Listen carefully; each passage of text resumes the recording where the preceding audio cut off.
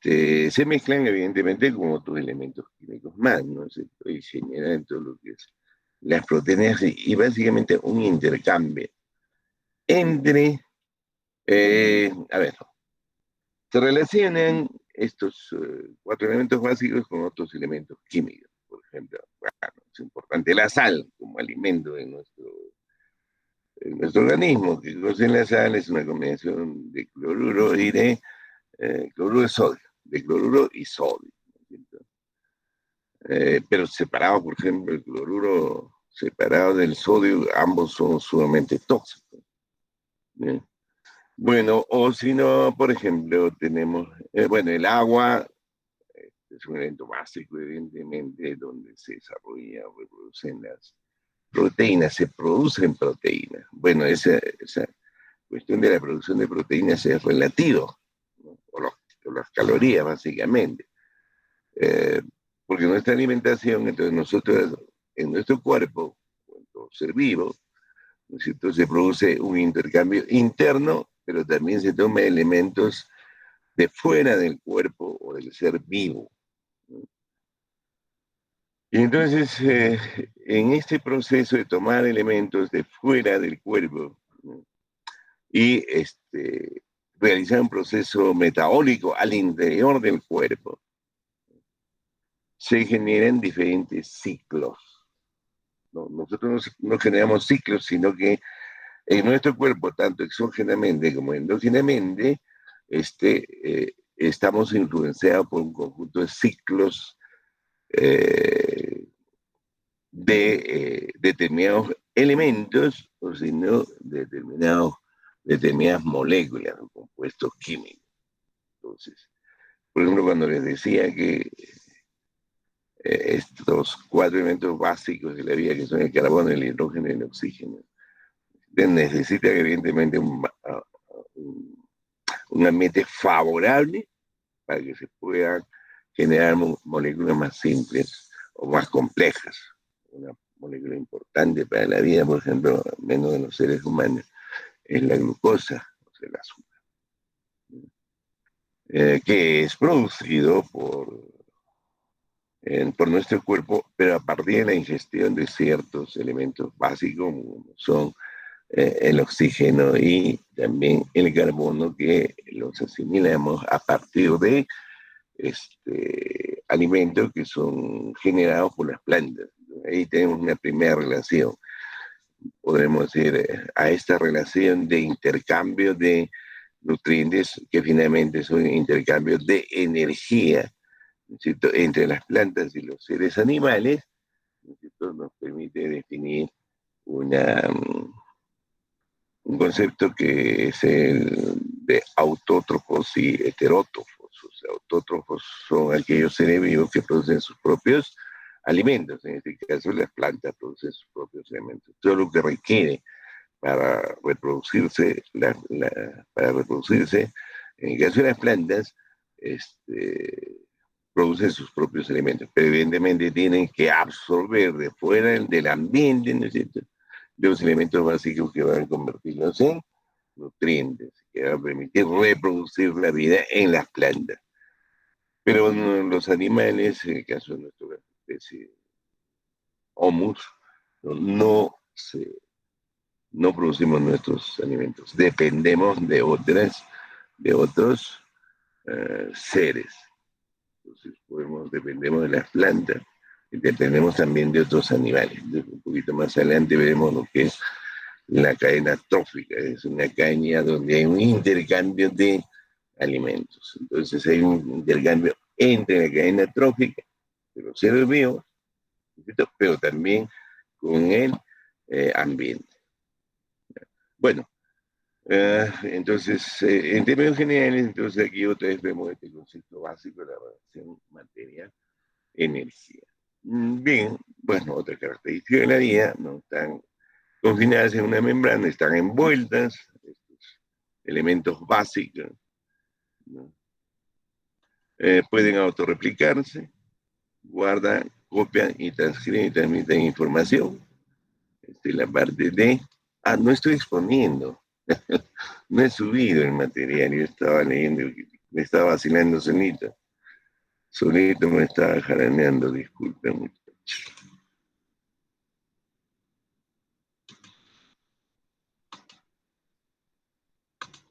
Bueno, ahí está el material que le estaba diciendo. Esta es la idea básica de la vida a partir de este famoso chon, carbono, hidrógeno, oxígeno y nitrógeno. Y las características de la vida que les había mencionado anteriormente, ¿no es cierto? Y tenemos acá entonces estos elementos y las moléculas que pueden conformar, ellos están confinadas, están envueltos en una membrana, pueden autorreplicarse. Es una característica importante. Guardan, copian, transcriben y transmiten información. Este es el ADN famoso, ¿no? Que son códigos de reproducción. Ya. Este. Ay, ay, ay, ¿qué he hecho?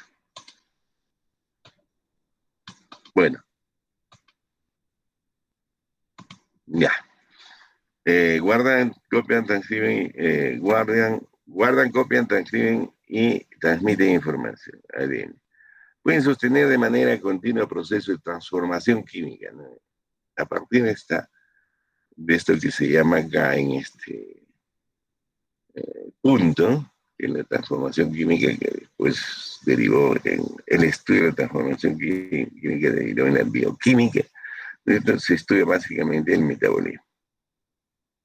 O sea, el resultado de la generación, podríamos decir, de nutrientes, que son fuente básicamente de energía, y eso es fundamental porque la energía, en el caso de la especie humana, ha sido muy importante para su evolución, ¿no es cierto? Básicamente la evolución cultural. Nosotros somos resultado de una evolución de la vida en la Tierra, pero internamente hemos tenido un proceso de evolución, ¿no es cierto? Y entonces, el conocer este metabolismo permitió un avance enorme para comprender cómo funcionan los organismos vivos, ¿no? Bueno, entonces el metabolismo es importante porque tiene que ver con esos intercambios, ya sea entre moléculas o entre ciclos, ¿no? Por ejemplo, hay el ciclo del carbono, ¿sí?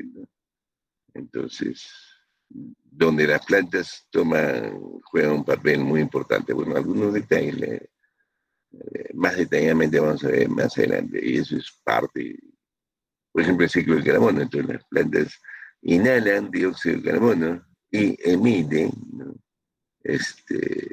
¿Cómo se llama? Oxígeno y otros nutrientes que son asimilados también por los hombres.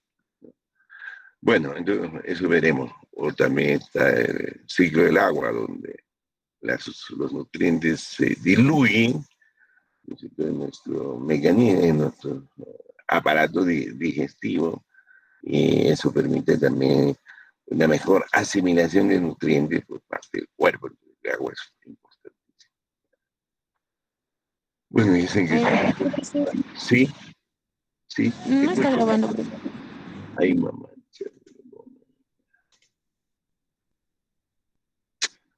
Siempre me olvido que ya estoy machula, pues, ¿no? Cuando está machula, tiene problemas, ¿no?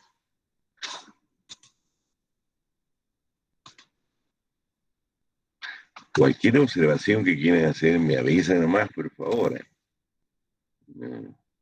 Yo no los voy a sancionar, los voy a identificar y los voy a amenazar con jalar, ¿no?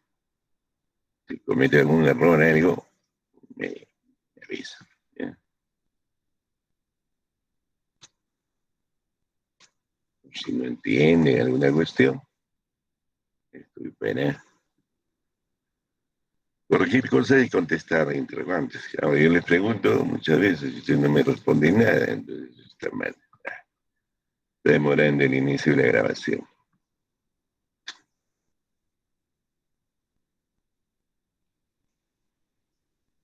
Bueno, a ver, aprovecharemos esto. ¿Alguien se ha incorporado a la clase?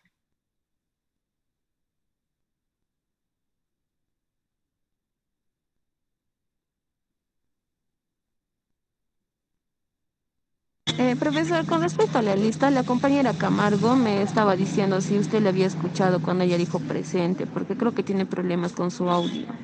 No, no la escuché ya, pero está bien, gracias porque aquí hay 26 a 76. Bueno, no sé, tenemos problemas en la grabación. Ya está grabando, ya está, listo. Bueno, Profesor, entonces habíamos dicho, sí, disculpe, te escucho, sí, soy David Zapasa. Profesor, disculpe, no tengo mala conexión ahorita. ya Estoy desde las pasa. 7:15 ahorita intentando y no puedo. Caramba, ¿y por qué no sentarte a las 7:10? ¿Eh? Ya está, ya está. Ya te consideraron la lista. Muchas gracias, Bueno, profesor. ok, entonces estamos viendo el asunto de la vida, ¿no? La importancia del metabolismo y la interrelación en este proceso metabólico con los ciclos diferentes, ya sea moléculas o elementos, ¿no? Un ciclo importante es el carbono, otro ciclo importantísimo es el ciclo del agua, no solamente para nuestros procesos endógenos, como el metabolismo, sino también para intercambiar nutrientes o ciertos elementos básicos que existen en el medio ambiente. Miren, ves, esto es interesante este concepto. Pueden sostener de manera continua, o sea, la vida y estos elementos, ¿no? Proceso de transformación química, el metabolismo de sustancias químicas que toman energía del medio ambiente. O sea, la incorporación de un cuerpo vivo, ¿no? Que se alimenta, en el fondo lo que está haciendo es este, generar fuentes de energía, ¿no? Para realizar las acciones propias, ya sea de la vida, de la reproducción de la vida, como también el mantenimiento de la vida en un determinado periodo, ¿no? Y pueden evolucionar en el sentido darwiniano. Pueden tener un proceso de adaptación y cambiar ciertas estructuras de los cuerpos, y entonces a partir de eso se incorpora de mejor manera al medio ambiente. Bueno, esa es entonces una referencia global de lo que estamos viendo.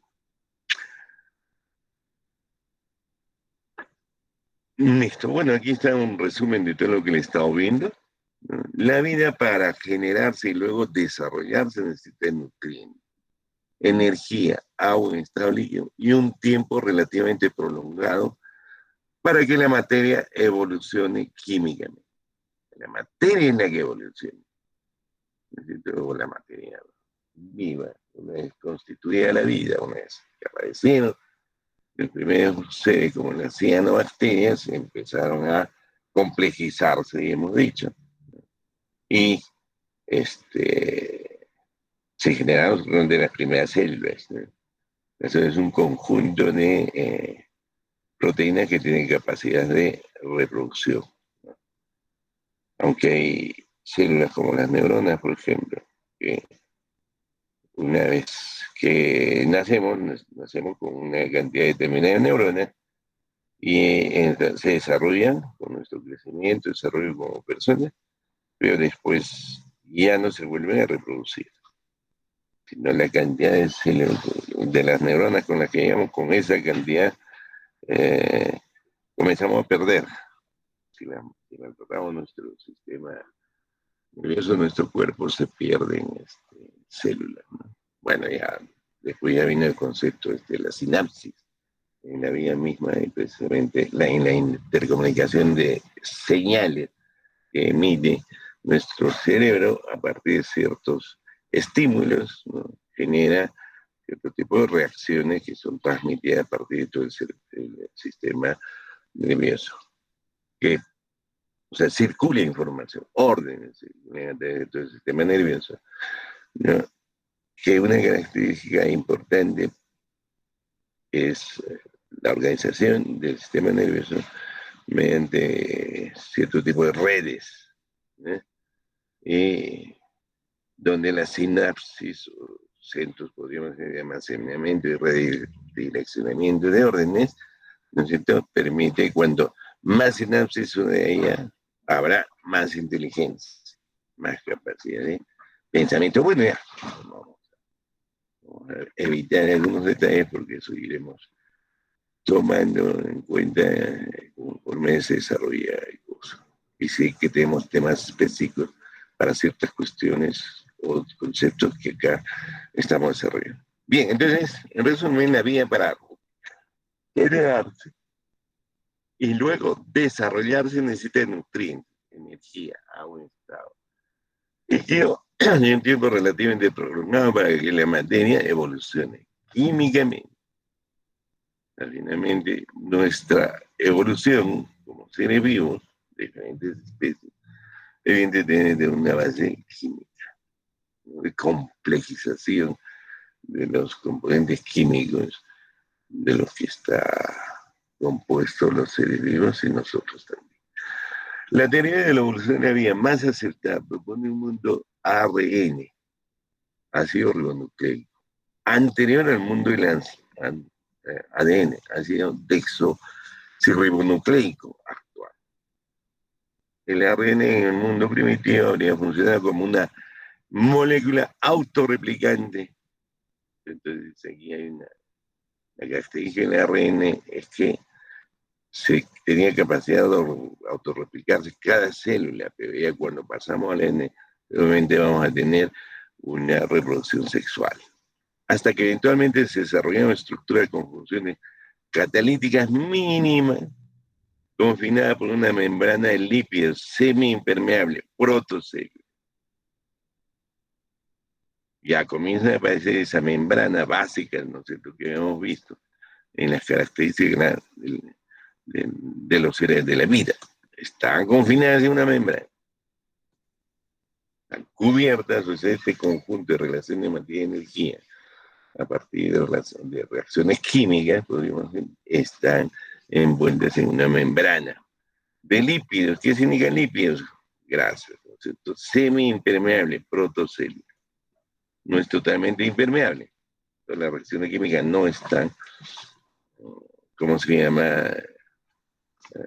Confinadas en una membrana, sino impermeable, es decir, que no puede penetrar el agua.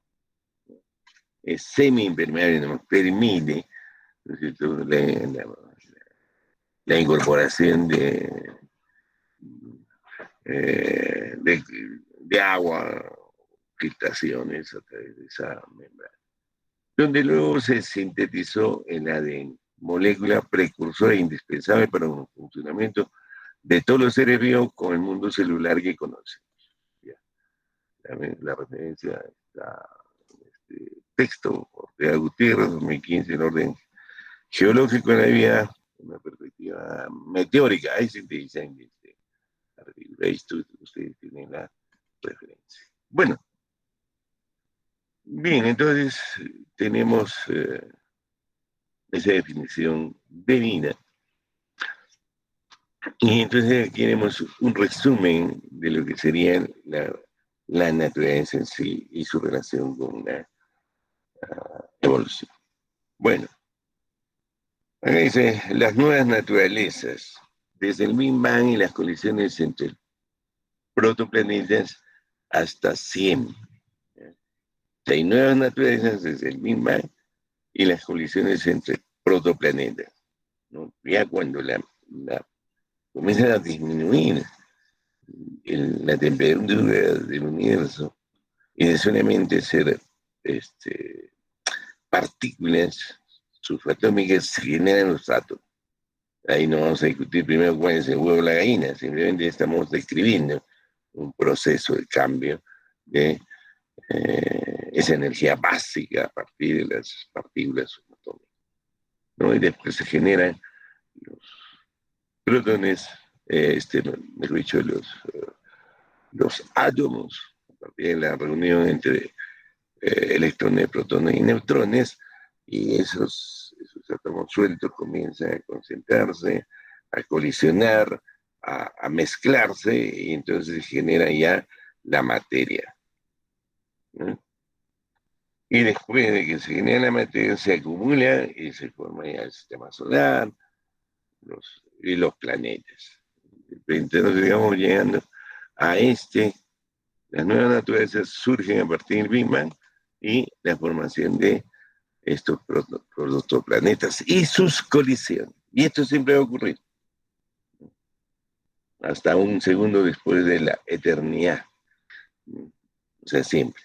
No sabemos qué viene en la eternidad. De repente, volver a un ciclo de una concentración material altamente gravitacional, con mucha fuerza de atracción, que se ha convertido otra vez en el punto del cual, similar al cual se expandió el Big Bang, el universo a partir de la explosión del Big Bang. Bueno, entonces nuevas naturalezas, nuevos mundos, relativa estabilidad de la relación de materia y energía en la Tierra. Entonces, si aquí hay crisis, grandes colisiones, cambios, transformaciones de energía, ¿no es cierto? Y con la tendencia a que esa energía se convierta en masa o en materia. Ya saben cuál es la fórmula de la energía según Einstein.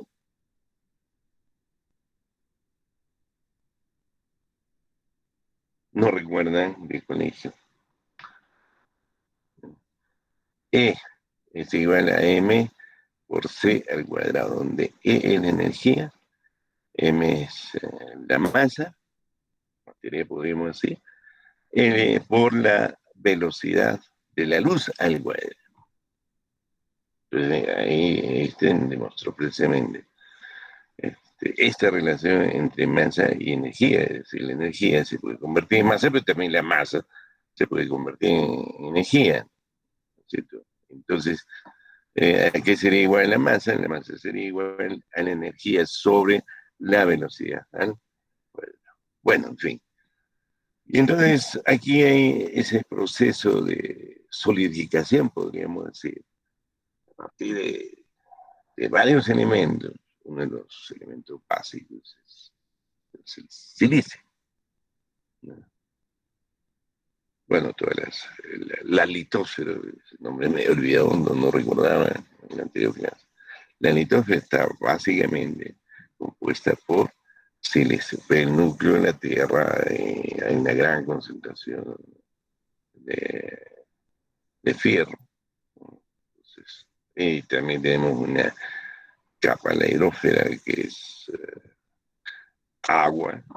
Y tenemos otro componente que es parte de la Tierra, que es la atmósfera, que es un conjunto de gases que son atraídos, ¿no es cierto?, por la fuerza magnética de la Tierra.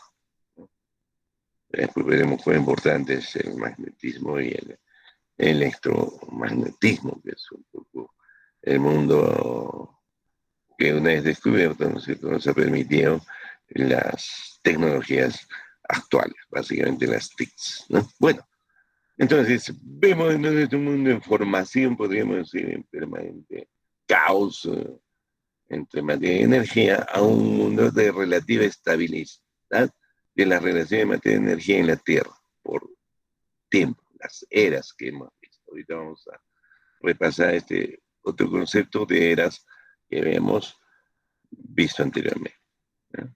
Bien, entonces estas eras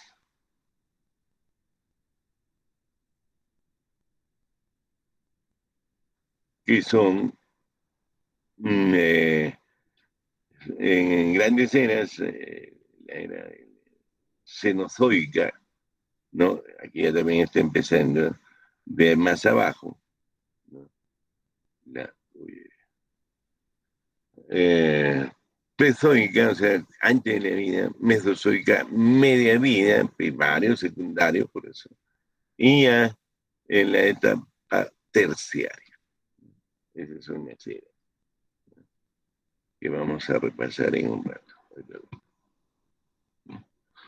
Bueno, entonces, cuando hay un mundo de relativa estabilidad en la relación materia y energía, comienza el hombre, bueno, y dentro de la especie de hombre hay planteamiento de hacer siempre la primera forma de conocer el mundo es a través de estos esquemas taxonómicos, donde se ordena, ¿no es cierto?, los acontecimientos de los objetos a partir de ciertas características generales. Entonces, el tiempo ha sido ordenado, señalado en eras, o sea, esos 4.500 millones de años en que existió la Tierra han sido diseñados, ¿no es cierto?, por eras, para entender un poco mejor, para familiarizarnos con ciertas características, en este caso, de ciertos hechos que han ocurrido en determinados periodos de tiempo.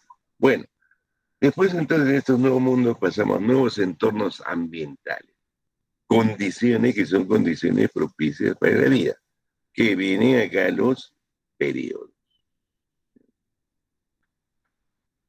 Y entonces en estos nuevos entornos ambientales, y se dice nuevos entornos ambientales, porque son condiciones de vida diferentes. Bueno, ahorita vamos a ver un poco las características de estos nuevos entornos ambientales. Y cada entorno ambiental que ha cambiado en el tiempo presenta condiciones propicias para nuevos habitantes y nuevas especies, que es la evolución de la vida. Y estos entornos ambientales todavía son afectados por la relación básica de la colisión, básicamente. Entonces, causas en los últimos, no sé, 500 años, 500.000 años, a partir de que hay seres multicelulares más complejos que los seres microscópicos nos perciben eh, con nuestra capacidad sensorial actual, ¿no es cierto? Comienza a haber una evolución de las especies ya. Pero a partir de los cambios drásticos o shocks geológicos considerables que sufre la Tierra.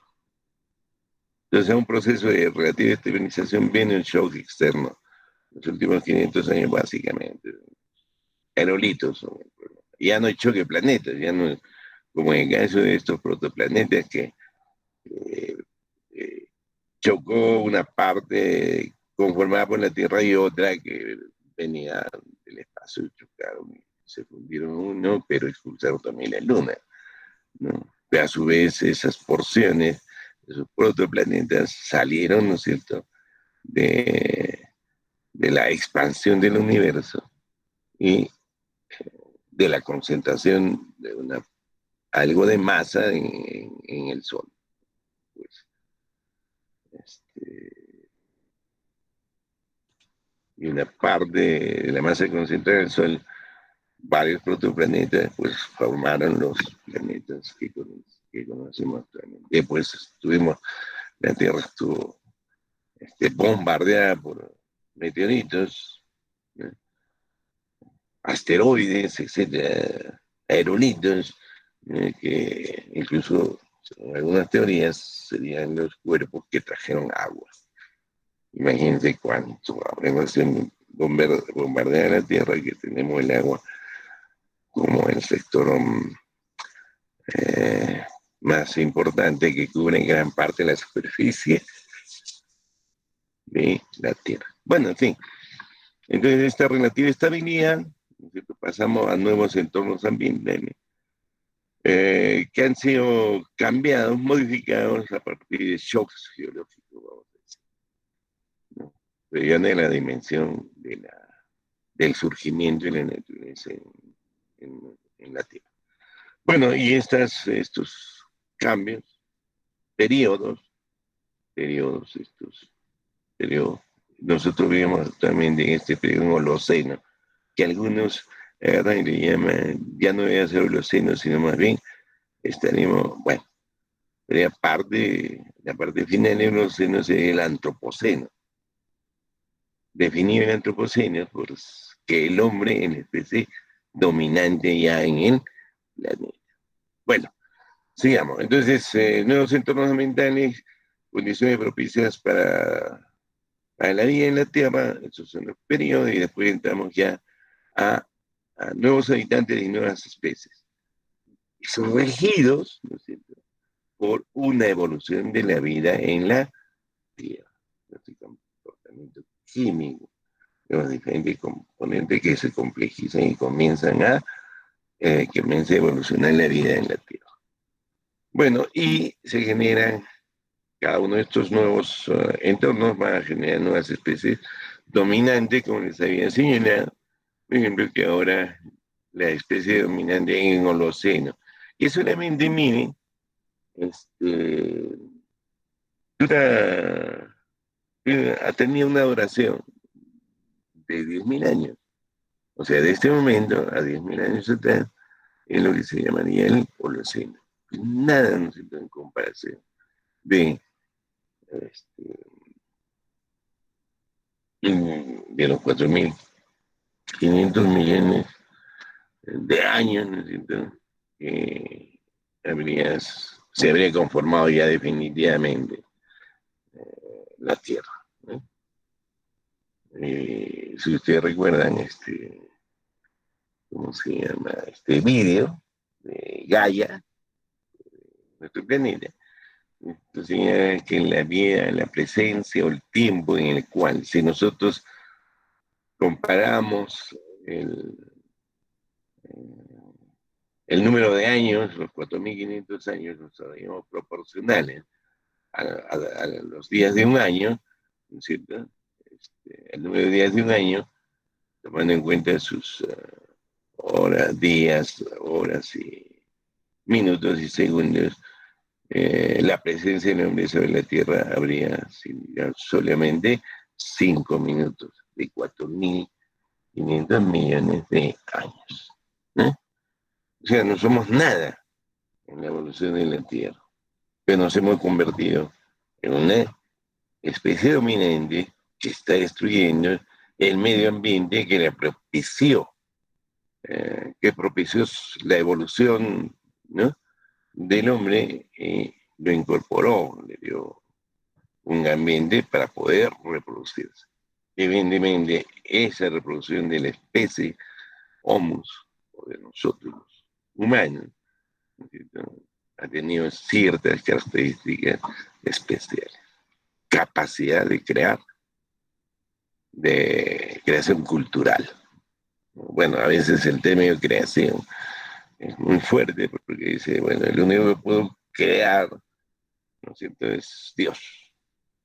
Creó todo el universo, creó la naturaleza. Dios era el Big Bang, ¿eh? Pero simplemente tomando en cuenta más el sentido metafórico de creación por parte de un ser supremo, entonces el hombre no puede crear. Entonces unos dirán, lo que puede el hombre es construir a partir de esas relaciones básicas de materia y energía que existen en la naturaleza, puede construir, hacer ciertas construcciones, ubicar algunos elementos de esa relación materia y energía, puede agarrar y acomodarlos para que cumplan determinados fines. Otros dirán, no, lo único que puede hacer el hombre son arreglos de las relaciones básicas de materia y energía. Bueno, y entonces puede ser simplemente una discusión enorme. Pero sí, lo característico, lo especial, que ha permitido al hombre ser la especie dominante en el Holoceno, ¿no?, es precisamente esa capacidad de crear cultura. O de hacer, y crear cultura quiere decir que es producto de las decisiones, ¿no?, de la mente humana y su realización a partir de sus capacidades, básicamente generar fuerza. O sea, mente, que es la idea, y la capacidad de transformar esas ideas en fuerza, ¿no es cierto?, en realidad es a través de la fuerza. Entonces la fuerza es un elemento físico muy importante para entender la evolución del hombre. Y cómo es que el hombre también, no solamente con su capacidad de creación cultural, mental, una mente privilegiada, especial, ¿no es cierto?, ha podido imaginar realidades que no están dentro de la naturaleza, que no han venido con los designios universales, la relación materia-energía, sino que podemos imaginar otras realidades. Y las ha hecho realidad del diseño de la idea, ha convertido en determinadas realidades. Y ahí se han generado pues relaciones sinérgicas entre idea y la capacidad de hacer arreglos materiales y concretar esos arreglos materiales. Bueno, entonces a partir de esa capacidad, bueno, que hemos llegado donde hemos llegado, pero como mucha gente dice también, el hombre es la especie animal más estúpida. ¿Por qué? Porque es la única especie que en vez de conservar su hábitat, es decir, el lugar donde vive, lo está destruyendo. Bueno, ¿alguna pregunta? Bien, entonces tenemos que tener en cuenta, aquí implícitamente, evidentemente, está la evolución de la vida. Pero miren de dónde la vida, de una transformación, bueno, reiterada para tener una idea general, de una transformación eh, de las partículas subatómicas, que eran básicamente energías, pasamos a una formación en la materia, una concentración en la materia en el planeta, y una estabilidad de estos cambios cósmicos, una estabilidad dentro de la Tierra. Ya la Tierra no es muy afectada como en estos tiempos por esos cambios o los shocks cósmicos, ¿no es cierto? Pero siempre hay todavía ¿cómo se llama? Unas relaciones de shock cósmico con el universo, y entonces eso genera cambios que este, propician nuevas especies a partir de esta característica de la vida, que es posible la evolución, ¿no?, entre los seres vivos y la aparición de estas especies dominantes. Bueno, entonces ahora haciendo un repaso y ya con indicadores más concretos que el cuadro anterior, ¿no es cierto? Ya, aquí falta, por ejemplo, el león ático, ¿no? ¿Se recuerda? Acá tenemos, o sea, el origen, el inicio, el origen, ¿no? Luego del origen de la aparición de la formación de, de la Tierra, ¿no es cierto?, hay un origen ático. Esto tiene que ver con la presencia de alta, sin vida, ¿no? Hace 4.800 millones de años. Bueno, aquí está ya, no, 4.000, perdón, debe ser 4.500 millones de años. Esta es la edad de la vida hasta este momento, ¿no? Este es el periodo pues, de formación, a partir del inicio de la transformación de grandes temperaturas generadas por grandes fuentes de energía, ¿no es cierto? Esa tendencia a transformación de energía en materia. Es importante porque después vamos a analizar el concepto de lo que se llama la influencia o la visión que tiene la economía ecológica a partir precisamente de las leyes de la termodinámica, ¿no? Y fundamentalmente eh, a partir de la tercera ley, si me no recuerdo, de la termodinámica, que tiene que ver con este, la memoria está fallando, de esta ley de la termodinámica que tiene que ver con la ley de la entropía. Cómo es que hay un proceso de cambio en los estados de energía que tiende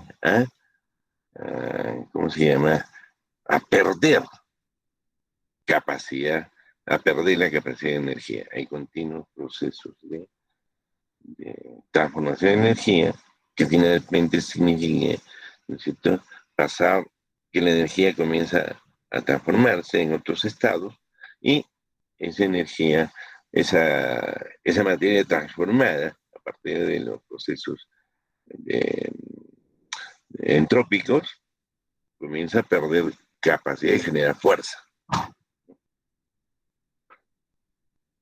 Bueno, en fin, entonces, bueno, ya no, bueno, le quería decir que entonces la historia de la Tierra sería la historia de la entropía, ¿no? Eso, ya, después veremos un poquito más de eso. Bueno, entonces miren, tenemos acá este ádico que no está en este cuadrito, y aquí ya de frente pasa, pues,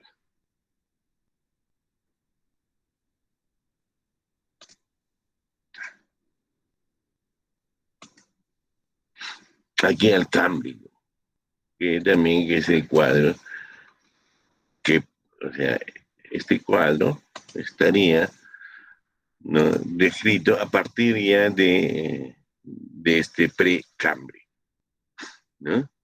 Bueno, ya con esa observación nomás, ¿no?, pasaremos entonces un poco más a analizar este cuadro que es más dinámico que el anterior, ¿no? Y que, bueno, lo pueden encontrar, hay otros enfoques, otros ordenamientos. Este es un cuadro más o menos muy reconocido. Entonces, miren, el Cámbrico, y aquí hay un desarrollo de la vida, ¿no?, más complejo que en este periodo, que es el precámbrico, el eón precámbrico, en la era arcaica, y que es protozoico, o sea, antes de la aparición de los animales. Después vendrá, en este cuadro, ¿no?, ya este periodo paleozoico. Entonces acá un poco ya está partiendo, está definiéndose que la vida habría aparecido, no, bueno, no habría aparecido, sino la forma de vida dominante en el precámbrico ya era, había una actividad orgánica intensa y habían algas, ya seres pluricelulares, algas verdes, rojas, algas verdes azules, medusas, otras gusanos. La evolución de esta vida, entonces aquí, ¿dónde aparecen las algas? En el mar, en la hidrosfera. ¿Eh? Y después, a partir de la aparición de sus seres vivos, en la hidrosfera ya salen recién a la superficie, ¿no?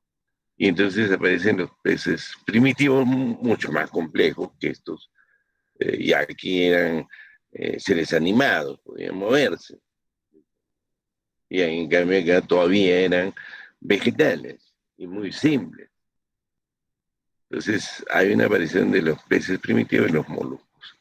Hace 500 millones de años, entre 500 y 40 millones de años. Seguramente aquí hubo unos grandes cambios, impactos geológicos que permitieron la generación y transformación de la energía. Eso es lo que genera precisamente los grandes impactos geológicos, ¿no? Genera gran emisión de energía y eso influye en todas las formas de energía que existían, ¿no es cierto?, en el planeta, y se complejiza, ¿no? Las especies anteriores se complejizan. Y aparecen estos peces sin mandíbula, los artrópodos, todo lo que son los, y acá básicamente, bueno, una parte de los insectos. Pero aquí estamos mencionando las especies dominantes. Y entonces ya comienza a salir la vida, ¿no es cierto?, del mar y se instala en la litosfera. Pues las primeras plantas en las terrestres aparecen. Son plantas con tallos. Y aquí, entonces ustedes conocen las secuoyas, por ejemplo, ¿no? Son plantas que no son árboles todavía, pero sí son plantas gigantescas, que tienen millones de años. Entonces, más o menos el paisaje que vemos en las películas de dinosaurios tendría que ver más bien con esta planta ya con tallo, con materiales maderables, ¿no es cierto? O sea, sólidas, porque las, las hojas de las plantas todavía son muy flexibles. O las herbáceas, ¿no? El trigo es una planta herbácea que es anual, ¿no? Este, pero no es multianual, entonces no ha desarrollado un tallo. Pero hay especies entonces que eh, eran, pasaron de ser plantas simples, miren, de algas, ¿no? Pasaron a ser ya plantas con tallos. Y cuando salieron, la vida salió de la hidrosfera a la litosfera. Bueno, y acá miren, ya aparecen pues muchos, ya los seres vertebrados, los peces pulmonados. Ya hay grandes plantas terrestres, seguramente en este periodo las secuoyas, ¿no? Que actualmente existen.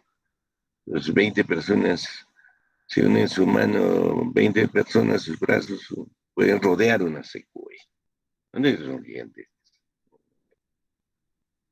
Bueno, bueno, y acá vamos viendo, ¿no? Bueno, este es un ordenamiento, lo importante es que hay cambio, ¿no es cierto? En las condiciones de qué, perdón, o sea, en estos periodos, ¿no?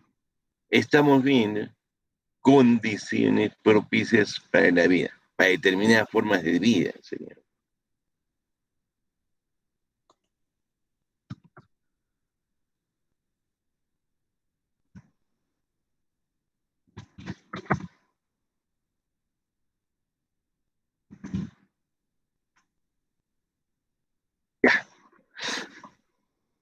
Entonces, los periodos, entonces, están sujetos, ¿no es cierto?, a una variación de condiciones de vida. Entonces, el ordovinico, cualquiera de estos, el devónico, ¿no es cierto?, se generaron condiciones de vida especiales para qué?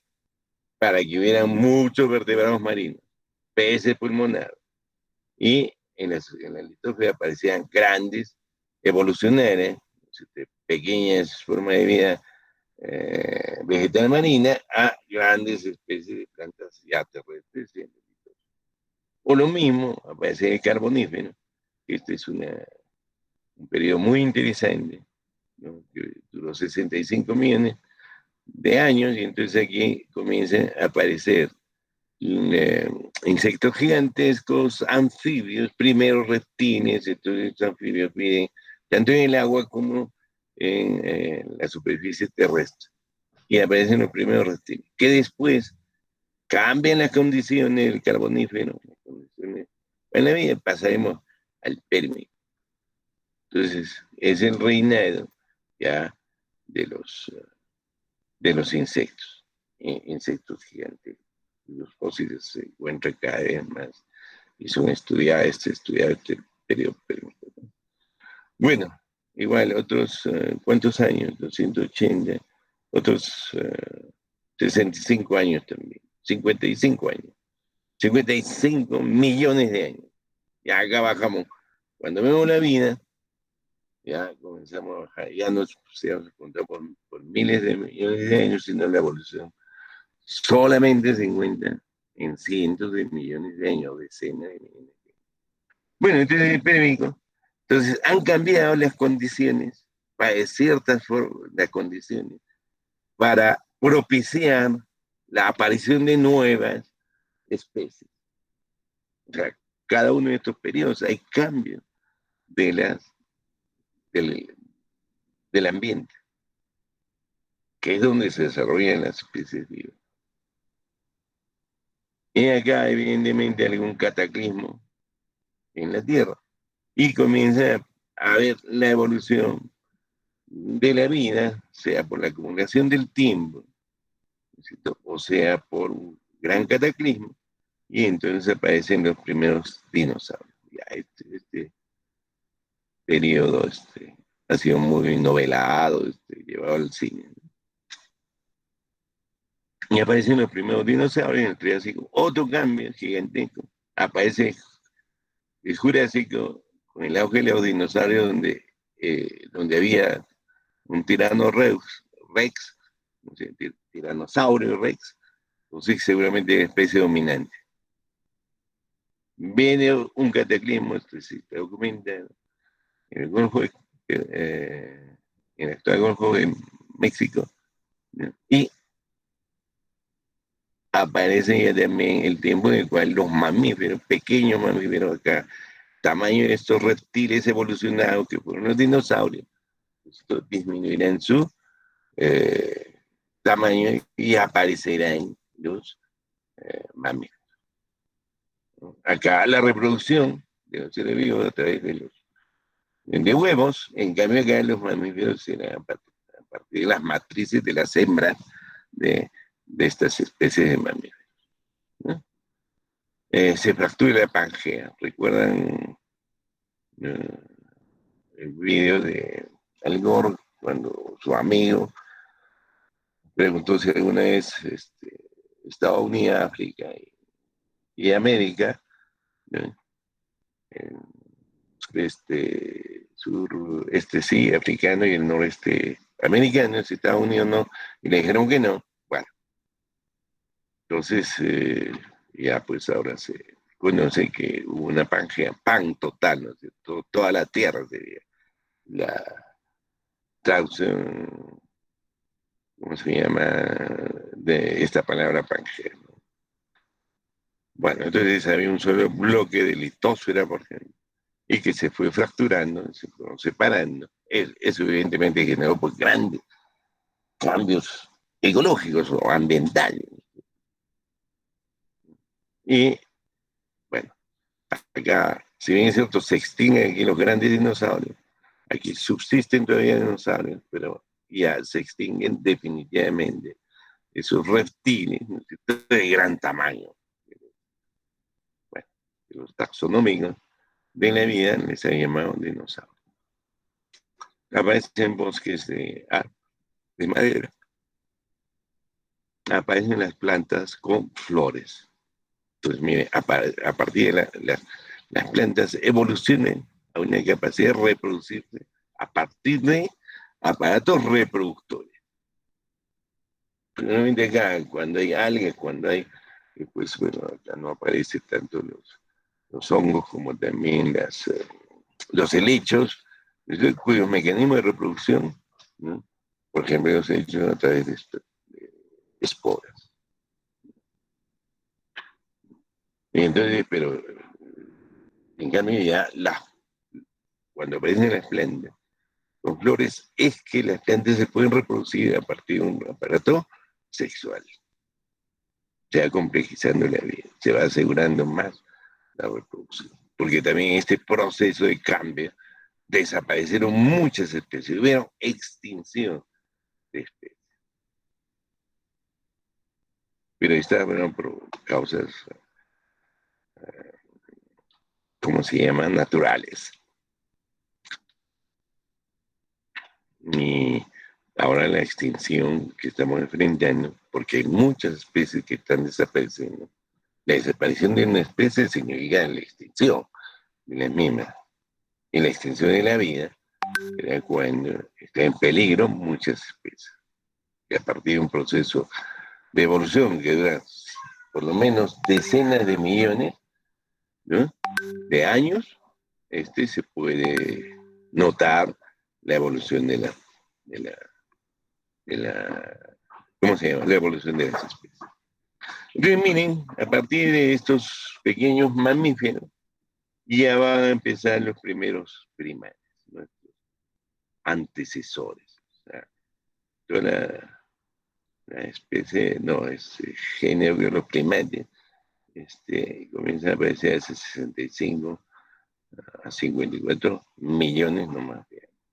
Ya no son ni cientos ni miles de años.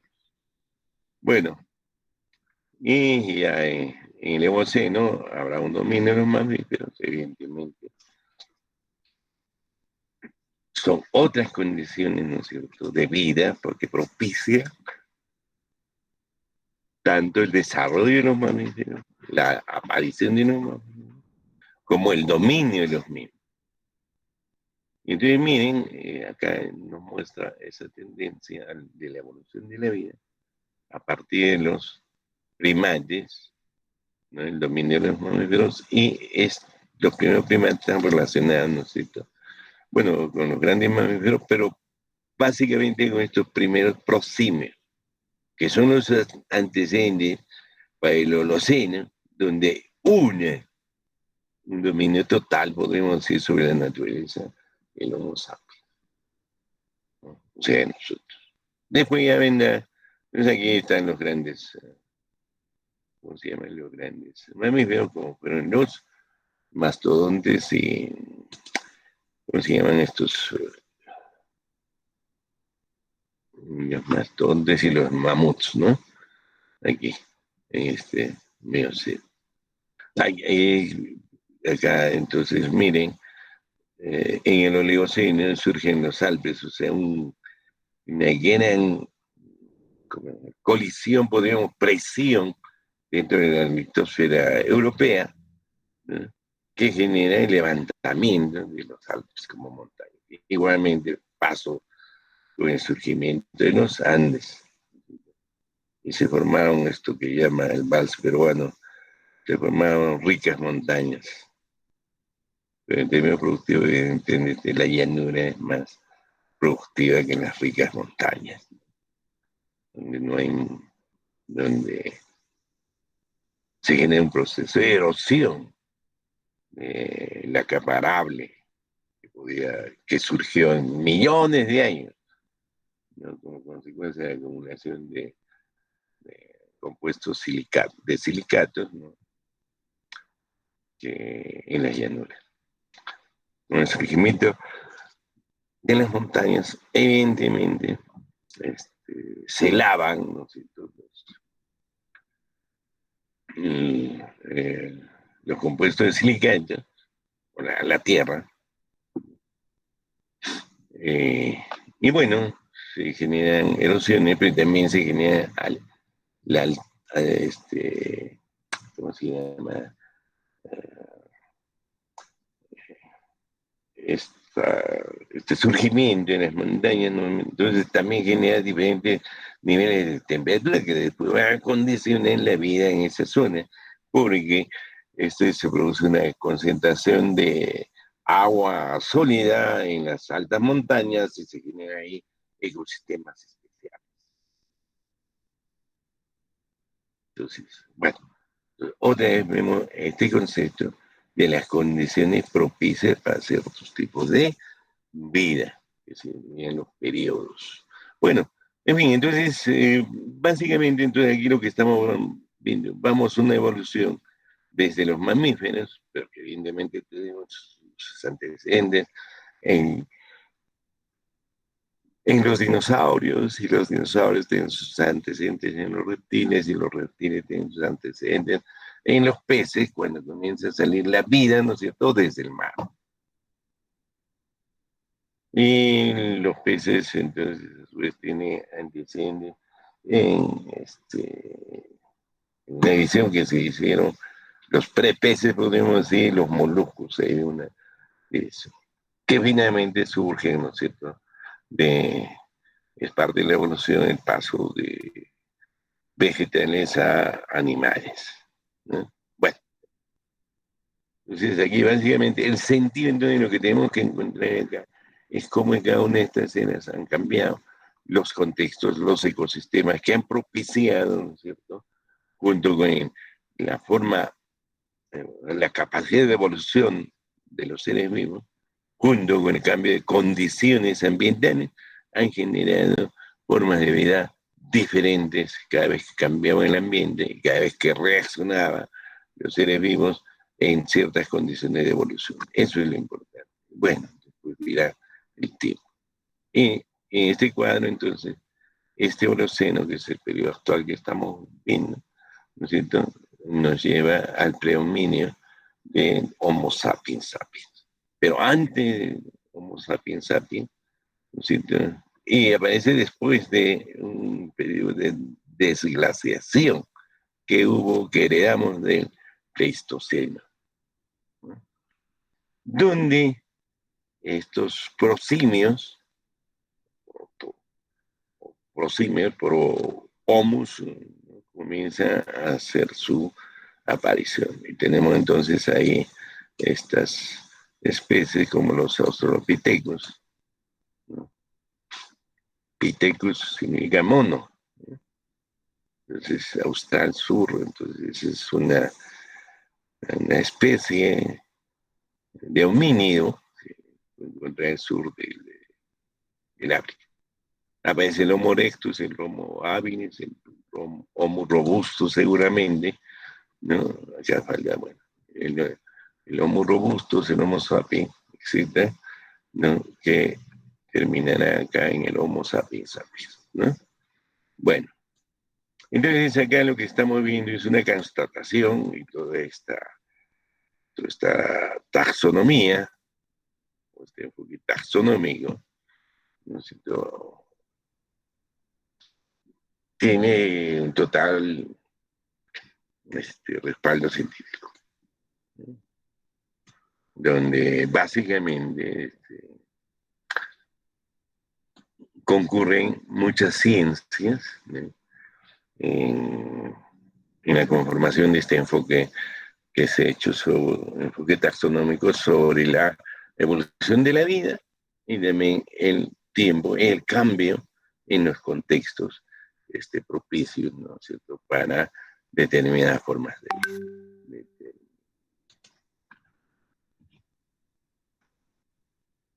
Formas de vida. Bien, ¿alguna pregunta?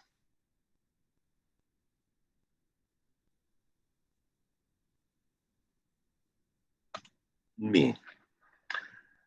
Entonces ahora un poco, aboquémonos entonces ya para aterrizar en definir en qué consiste esta relación hombre-naturaleza. ¿Mm? Bueno, como hemos visto, dice, la humanidad se origina en la evolución de la vida y se desarrolla con racionalidad, con la racionalidad del hombre. O sea, esta humanidad tiene su origen en la evolución de la vida y se desarrolla, cambia, ¿sí?, evoluciona con la racionalidad del hombre. Entonces el hombre implícitamente es portador o poseedor de una capacidad de racionalidad que tiene que ver con la mente privilegiada que han tenido en la especie Homo sapiens.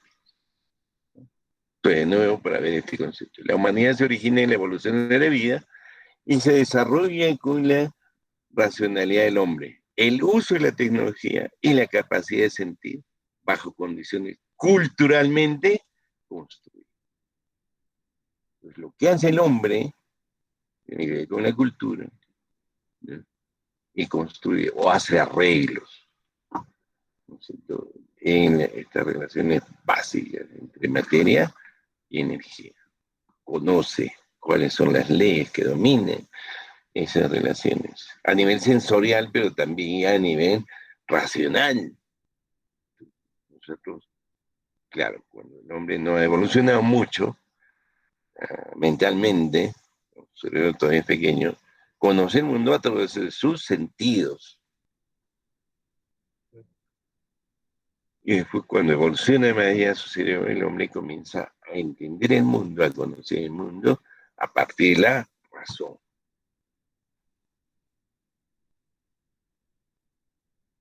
En esto es muy interesante la teoría atómica de Demócrito, ¿no? Bueno, ya, mejor le vamos a mandar un documento sobre Demócrito cuando avance un poco más, que tiene que ver con su teoría atómica. Hace 2300 años más o menos, la filosofía en Atenas estaba en auge. Hubieron muchos filósofos que discutían sobre el cambio o la permanencia de las cosas. Unos decían, todo cambia, ¿no? Y otros decían, no, nada cambia, todo permanece igual.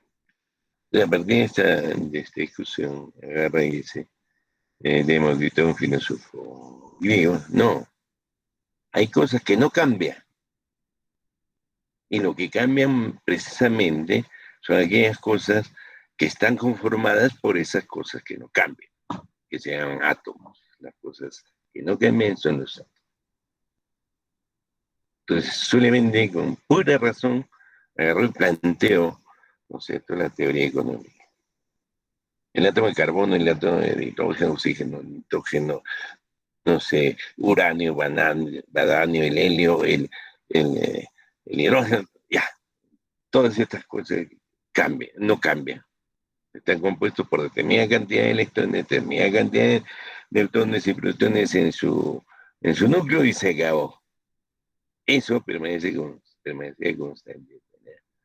Este, digamos, y años, o bueno, 2000 antes, tuvieron que pasar 2000 años para demostrar precisamente esa teoría intuitiva que planteó la existencia de los átomos, que no se modificaban, pero cuando se unían en diferentes cantidades, diferentes tipos de átomos, entonces generaban cuerpos que cambiaban. Bueno, listo. Entonces acá no estamos definiendo exactamente al hombre, pero sí a la humanidad, el conjunto de hombres en el tiempo, ¿no? Bueno, entonces aquí hay tres elementos importantes. Bueno, primero dos elementos importantes. Uno, el origen de la humanidad. Otro es el mecanismo de desarrollo de la humanidad, que es con la racionalidad, con su cerebro.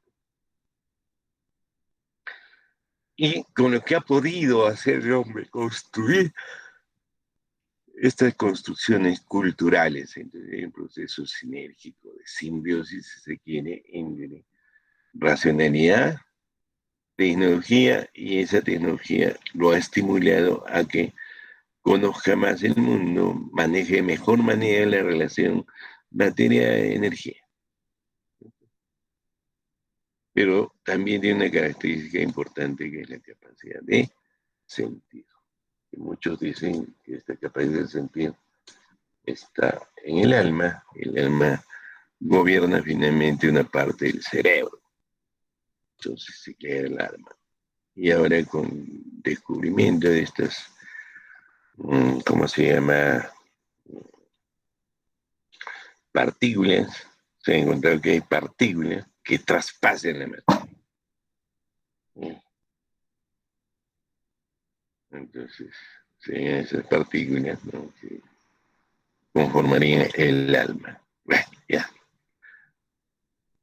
como no se ha comprobado todavía, simplemente es una especulación. Pero ya hay un sustento científico, ¿no?, para la existencia de esas partículas que traspasan la materia. Esos espacios vacíos, ¿no es cierto?, que se encuentran entre los electrones que están circulando a grandes velocidades alrededor del núcleo de un átomo, ¿no es cierto? Y ¿cómo se llama? Y los protones y neutrones, el núcleo del átomo. Hay un espacio vacío. Que habría partículas que atraviesan fácilmente esos espacios. Porque hay otras partículas que no atraviesan. Que los átomos mismos no son capaces de atravesar ese espacio vacío. Los electrones, que son la parte más externa del átomo, no son capaces de compartir un mismo espacio vacío. Ya, entonces los humanos somos seres racionales, otra vez la racionalidad, ¿no es cierto? Y socialmente organizados, que usamos medios naturales intermediando por la tecnología para satisfacer el metabolismo biológico y social. Perdón. ¿Ya?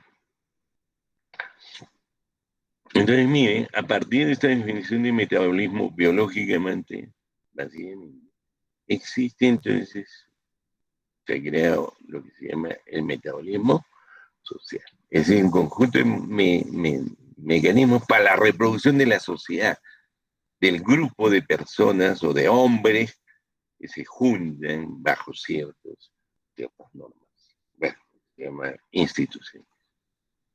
Entonces, lo que el hombre crea entre el metabolismo social son los mecanismos para garantizar su reproducción. A partir de esos mecanismos para garantizar su reproducción.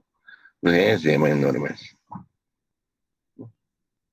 Bueno, entonces acá tenemos, y hay una interrelación entre las normas, su aplicación, ¿no es cierto?, y los beneficios que genera esas normas para la convivencia social de del hombre, o de los hombres, de varios individuos de la especie Homo, que agarran y nos permiten este, tener más beneficios. Y entonces la humanidad es el Homo sapiens socialmente construido. Es decir, un tipo, una especie llamada Homo sapiens, socialmente construido, viene a constituir la humanidad. O sea, un individuo de la humanidad sería un Homo sapiens. Entonces, necesariamente no vamos a encontrar una relación hombre-naturaleza, sino solamente una idea de esa relación hombre-naturaleza, que en sí se da a partir de la humanidad, de la relación humanidad-naturaleza. Preguntas.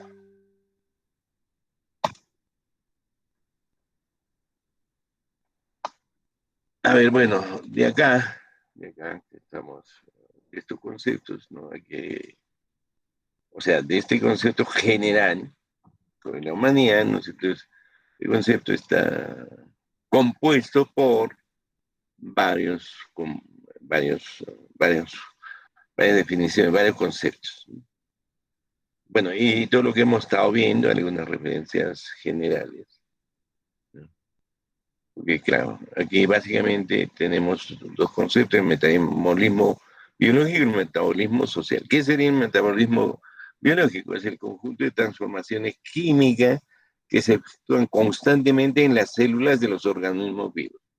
Se refiere a la vida, a las transformaciones químicas que, eh, que se producen constantemente en las células, o sea, dentro de un determinado cuerpo, de un determinado ser vivo. Bueno, el metabolismo social es el conjunto de articulaciones que existen entre los intercambios ecológicos y los intercambios económicos en territorios concretos. Entonces acá el metabolismo social, o sea que hay una relación entre sociedad y medio ambiente. Al mismo tiempo también ese metabolismo social en parte ya, es cultural, y un gran componente de ese metabolismo social son las normas que permiten los intercambios precisamente entre la naturaleza y los hombres, pero también dentro de los hombres. Bueno, teoría Big Bang. Según esta teoría, la materia era un punto infinitamente pequeño de altísima densidad, que en un momento dado explotó y se expandió en todas las direcciones, creando lo que conocemos como nuestro universo, lo que incluye también el espacio y el tiempo. Esto ocurrió hace 13.800 millones de años. Otros dicen 14.500 millones.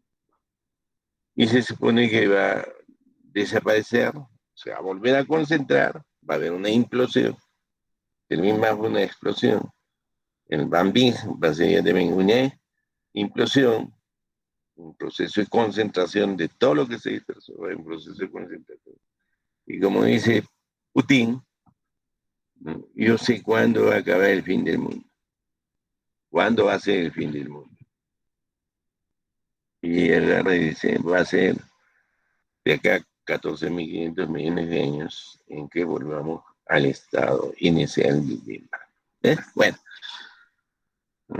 pues, ya, especie dominante, que es una especie dominante, una especie que puede llegar a tener un impacto significativo en el funcionamiento de un ecosistema. Estos periodos serían más o menos ecosistemas globales. Por la abundancia de individuos que la componen o por la influencia y control que tienen sobre otras especies. Listo. Si tomamos la Tierra como un ecosistema total, el hombre sería una especie dominante, por causar impactos significativos en este ecosistema debido a la cantidad de individuos existentes, población, así como por las relaciones de depredación y control sobre otras especies. Ácido ribonucleico. Es un ácido nucleico formado por una cadena de ribonucleótidos. Está presente tanto en las células procariotas como en las células vamos a ver estos conceptos. Las eucariotas y las cianobacterias también las vamos a ver. Y es el único material genético de ciertos virus, los virus ARN. Aquí está nuestra desgracia, no sé cómo es la actual. Ahí están los SARS. Porque no se reproducen, bueno, se replican. ADN ácido desoxirribonucleico. ADN es el nombre químico de la molécula que contiene la información genética de todos los seres vivos. Bien. Bueno, ahí entonces hemos visto ya esta relación hombre-naturaleza y acá trataremos de ver cómo ha sido el cambio de la relación hombre-naturaleza a, a, a cambio de economía medio ambiente, ¿no? Bueno, ya eso. Nos dicen que hay que tratar estos temas, hay que relacionar estos temas, pero no son las únicas relaciones que se establecen lógicamente. Ya hemos dicho que Al Gore, por ejemplo, lo que plantea es un choque, ¿no? Un conflicto entre civilización y medio ambiente. Pues la civilización actual enfrenta un choque con el medio ambiente. Pero otro concepto, la civilización, y este otro concepto, ya no es solamente economía. Es decir, la civilización sería todo lo que ha sido capaz de construir el hombre, ¿no?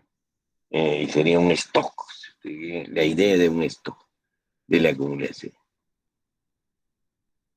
tanto a nivel cultural, propiamente, a nivel moral o de sentimientos, como dice, por algo, de los libros previos al, ¿cómo se llama? A la riqueza de las naciones, escribió un libro sobre los sentimientos morales. Hoy ahí, si ustedes quieren poner las bases para esta idea, ¿no?, del hedonismo, que es un elemento importante en la teoría económica para explicar el comportamiento de los hombres que buscan maximizar su utilidad en las diferentes relaciones que establecen entre ellos. Y que a partir de ese deseo de maximización de utilidad, también tiene una escala de valoración. Bueno, entonces ya. Entonces, en el caso de la civilización, entonces estaría todas las construcciones que han realizado los hombres, tanto en un proceso de manejar, aprovechar las diferentes relaciones energía-materia que existen fuera del hombre, que existen en la naturaleza, ¿no? Pero también ha creado ciertos comportamientos, ciertos valores que rigen su vida. Bueno, entonces ya para terminar, vamos a tratar en la próxima clase estas diferentes relaciones que hemos podido apreciar. Entonces, la relación simple, la relación hombre-naturaleza, pasaremos a una relación, no solamente hombre, mejor dicho, la relación del hombre con la naturaleza en términos más o menos del marco económico y el marco ambiental. Este es un enfoque que trata de mostrar de una manera más esquemática esto que sería del tema que nos pide en el curso, esta relación entre economía y medio ambiente. Pero en este enfoque, que es un enfoque antropocéntrico, el hombre está en el centro de todo lo que ha creado y sus creaciones, y encima de lo que le ha creado Dios para el hombre, y se lo ha regalado en el paraíso terrenal, pero lo perdió. El hombre perdió el paraíso terrenal porque le apareció por culpa de Eva. Eva es una mala mujer, que de que fue creada por el hombre fue mala, pues, y por eso lo tentó al pobre hombre, y al hombre Dios lo expulsó del paraíso. Bueno, o sea, aparte de esta ironía, que he dicho esta historia, hay un concepto, o sea, hay este concepto de depredación, la actitud depredadora del hombre sobre el medio ambiente. Estaría representado por la relación entre Adán y el paraíso. O sea, cuando depredas tú el medio ambiente, simplemente vas a salir del paraíso. Va a disminuir todo lo que has tenido, la buena vida que ha tenido el hombre, cuando hay una naturaleza todavía dominante en el planeta, porque lo que domina es la depredación, ¿no?, sobre el planeta por parte del hombre. Pierde el paraíso. Cuando el hombre depreda, pierde el paraíso. Esa actitud, evidentemente, totalmente metafórica, figurativa, ¿no es cierto?, de la acción de Eva al haberlo hecho pecar, ¿no es cierto? Adán tiene que ver pues, con el crecimiento poblacional en el paraíso, a partir de la reproducción, a partir de ese pecado. Bueno, la Biblia toma el pecado como algo malo, mejor dicho, la capacidad de reproducción. La Biblia lo toma como algo malo. Entonces, generalmente el sexo con fines reproductivos es malo. Y peor aún, o sea, el sexo con fines, ¿cómo le llaman? Recreativos.